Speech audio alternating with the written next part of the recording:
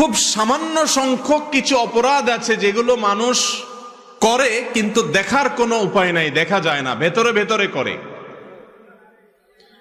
সেই অপরাধগুলো সম্পর্কে আমাদের সমাজে বেশিরভাগ মানুষের জানাশোনাই নেই। সেগুলো যে গুনাহ, সেগুলো যে পাপ, সেগুলো যে অপরাধ, সেগুলো যে কবিরা গুনাহ, সেই ধারণাই আমাদের অনেকের মধ্যে নাই।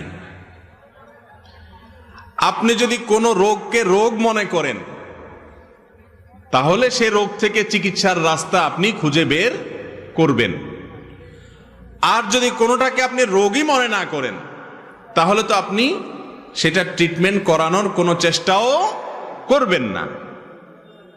তাহলে বোঝা গেল প্রকাশ্য অপরাধের চাইতে অনেক বেশি ডেঞ্জারাস, ভয়াবহ হলো ওই সমস্ত পাপ, ওই সমস্ত অপরাধ, ওই সমস্ত নাফরমানি, ওই সমস্ত গুনাহ যেগুলো মানুষ ভেতরে ভেতরে করে। কারণ সেগুলো যে গুনাহ, সেই চেতনাই মানুষের মধ্যে নাই।